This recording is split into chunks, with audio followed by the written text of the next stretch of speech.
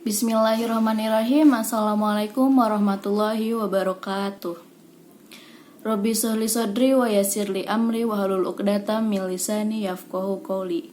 Innal hamdalillah nahmaduhu wa nasta'inuhu wa nastaghfiruhu wa na'udzubillahi min syururi anfusina wa min sayyiati a'malina may yahdihillahu fala mudhillalah wa may yudhlil fala hadiyalah. Marilah kita panjatkan puja serta puji syukur kita kehadirat Allah Subhanahu wa taala, Tuhan semesta alam yang telah memberi kita begitu banyak nikmat. Nikmat iman, nikmat Islam, nikmat ihsan, nikmat takwa ataupun nikmatnya berkumpul bersama keluarga, nikmatnya berbincang dengan teman-teman, nikmatnya pusing mengerjakan tugas-tugas. Jangan salah ya teman-teman, itu juga termasuk nikmat karena kita masih diberi kesempatan untuk menuntut ilmu teman-teman. Lalu juga ada nikmatnya dapat istirahat malam ketika sedang banyak-banyaknya tugas. Dan tak lupa pula sholawat serta salam semoga tetap tercurah limpah kepada baginda besar kita Nabi Muhammad SAW, yang mana telah membawa umatnya dari zaman kegelapan menuju zaman yang terang benderang, dan dari zaman jahiliyah menuju zaman yang penuh ilmu dan teknologi seperti saat ini.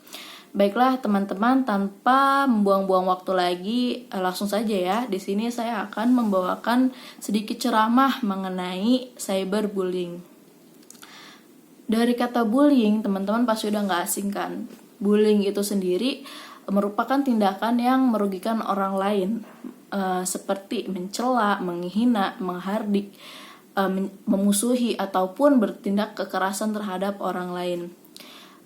Cyberbullying ini sama saja seperti bullying, cuma bedanya cyberbullying ini terjadi di dunia maya. Kan kalau bullying itu kan langsung ya, langsung untuk orang ke orang. Kalau cyberbullying ini ada di dunia maya, dan biasanya ini tuh dilakukan dengan fake account, yang pasti pelaku ini pakai fake account gitu untuk nyakitin korban. Dan cyberbullying ini bukan cuma ketikan ya, kayak nyebar video dan foto juga termasuk cyberbullying. Cyberbullying ini biasanya dikena targetnya biasanya bukan target siapa, kayak korbannya ini para remaja. Karena para remaja itu kan lagi seneng-senengnya ikutin konten-konten viral ya, ataupun lagi ngetrend gitu. Nah, cyberbullying ini sering terjadi di TikTok, Instagram, seringnya. Cuma banyak di setiap sosial media pasti terjadi cyberbullying gitu teman-teman. Yang lebih miris ataupun lebih berbahaya lagi, cyberbullying ini terkena anak di bawah umur, anak kecil gitu teman-teman. Memang sudah kewajiban orang rumahnya, orang tuanya ataupun saudara-saudaranya untuk mengawasi sang anak ketika menggunakan teknologi ataupun handphone.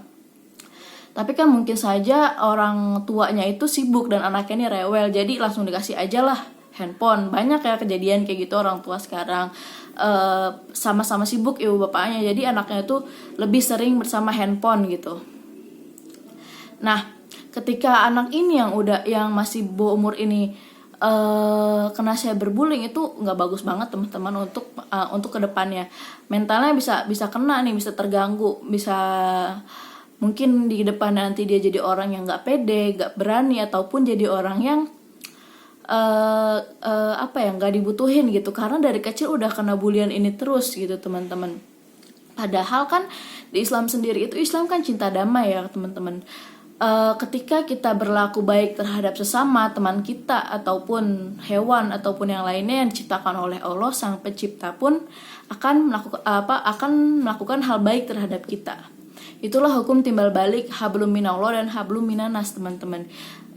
Jangan salah teman-teman ya, ketika kita melakukan tindak kejahatan terhadap teman kita nih, dan teman kita tuh sakit hati dan berdoa kepada Allah, menceritakan kejadian itu, kita dalam posisi yang berbahaya teman-teman. Karena salah satu doa orang yang cepat dikabulkan adalah doa orang yang tercela ataupun terzolimi teman-teman. Dan kita ini kan di dunianya kan cuma sementara ya teman-teman, kekalnya di akhirat. Baiknya kita tuh langsung kayak nyebar kebaikan, selalu nyebar kebaikan gitu teman-teman.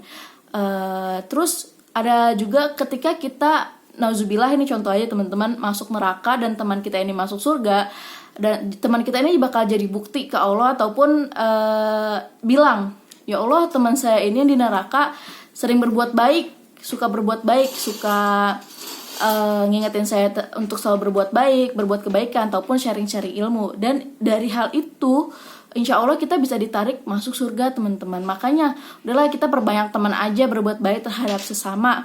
Nggak usah lah ikut-ikutan orang buat ikut-ikutan orang buat ngebully. Biasanya ini nih, cyberbully ini ada yang awalnya nih, misalnya satu orang, ih apaan sih suaranya jelek banget, ngapain nyanyi di komentar, ntar yang lainnya tuh bakal setuju ikutan bully-bully gitu. Ya udahlah teman-teman kita nggak usah ikutin hal-hal kayak begitu. Ataupun ketika orang yang kita tonton ini berbuat jahat pada kita, udah kita nggak usah balas, teman-teman. Dan juga di Mahfuzot disebutkan fakir qobla antazima, berpikirlah sebelum bertindak. Jadi ketika kita melakukan sesuatu, melakukan tindakan, melakukan aksi itu, kita mikir dulu ke depannya akan seperti apa efeknya atau dampaknya. Apakah teman kita ini bakal sakit hati atau tidak, teman-teman. Karena ucapan itu kan lebih tajam daripada pedang ya, jadi bahaya sekali, teman-teman.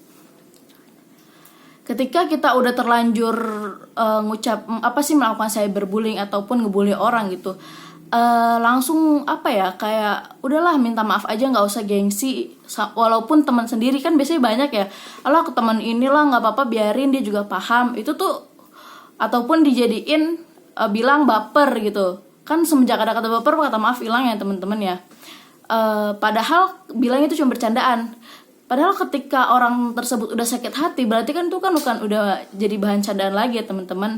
Jadi langsunglah minta maaf untuk menghindari hal yang mungkin didoain yang enggak gitu, teman-teman ya. Terus cyberbullying ini bukan cuma tentang masalah ketikan aja, teman-teman. Ketika ada orang yang neror berkali-kali ngirim pesan yang sama gitu, ngancem atau apa, itu juga termasuk cyberbullying, teman-teman. Mungkin kan bisa nyebabin si korban ini ngerasa terus diawasin, jadi kayak takut buat kemana-mana gitu, jadi nggak pede buat kemana-mana. Terus juga ada juga cyberbullying yang berpura-pura jadi orang lain buat ngerugiin orang tersebut. Misalnya nih, waktu itu udah kejadian terhadap teman saya. Teman saya ini ikut webinar dan dia tuh kontak personnya. Tiba-tiba ada SMS masuk, ngakunya dari dosen yang ikut webinar itu, bilangnya minta isi pulsa. Padahal kan teman saya ini dosen itu tuh nggak pernah ngajar teman saya ya. Jadi nggak mungkin lah dia kenal. Jadi nggak diinginin aja, nggak dibales gitu. Dan ini juga udah termasuk cyberbullying, teman-teman, merusak nama baik dosen gitu, teman-teman. Padahal kan dosen itu kan mungkin bisa aja kalau memang nggak punya pulsa kan bisa minta tolong ke saudara atau teman dosen lainnya, nggak minta ke mahasiswa. Jadi itu udah termasuk cyberbullying ya, teman-teman, merugikan nama. Ataupun ketika menyebarkan aib berupa foto atau video yang bikin seseorang itu trauma dan membuat reputasi orang tersebut jatuh buruk gitu, teman-teman. Itu udah termasuk cyberbullying juga ya, teman-teman. Dan cyberbullying ini dampaknya macam-macam ya, tergantung dari individu tersebut, individu yang terkena korban bullying, cyberbullying atau bullying ataupun cyberbullying. Kan karena setiap orang itu mentalnya itu kan beda-beda ya, teman-teman. Ada yang merasa sedih tapi bisa bangkit lagi, dirangkul sama teman-temannya, atau ada yang parah bisa sedih dan nggak bisa bangkit lagi gitu, malah makin terpuruk, dan ini bisa terjadi depresi ataupun trauma, teman-teman. Ini makanya jangan main-main ya sama ketikan kayak gitu tuh juga. Dan dari hal yang sudah saya jelaskan di atas tadi, udah banyak ya contoh cyberbullying. Mungkin dari kita juga udah pernah ngelakuin cyberbullying tanpa sepengetahuan kita sendiri. Maka dari teman-teman, setelah mendengar penjelasan saya hari ini, alangkah baiknya untuk tetap berhati-hati dalam menggunakan sosial media, teman-teman, karena hal sekecil apapun bisa menyakiti perasaan orang. Tetaplah menebar kebaikan, teman-teman. Dan juga udah banyak kasus ya anak yang begitu karena cyberbullying, ataupun yang nggak kena cyberbullying ngelihat komentar yang lainnya tuh pasti bakal jadi ikut-ikutan, ataupun jadi kenal kata-kata kasar. Buat anak-anak itu kan gak bagus ya kata-kata kasar, bakal keinget sampai gede gitu tuh. Makanya gak heran sekarang anak-anak itu banyak yang bisa ngomong kata-kata kasar ataupun gampang banget ngeluarin kata-kata kasar gitu teman-teman. Jadi kita sebagai keluarga ataupun saudara yang punya saudara masih kecil di bawah umur, harus kita pantau teman-teman biar nggak kejadian hal seperti itu. Baiklah teman-teman, mungkin hanya ini yang dapat saya sampaikan, kurang lebihnya mohon maaf. Billahi taufiq wal hidayah. Wassalamualaikum warahmatullahi wabarakatuh.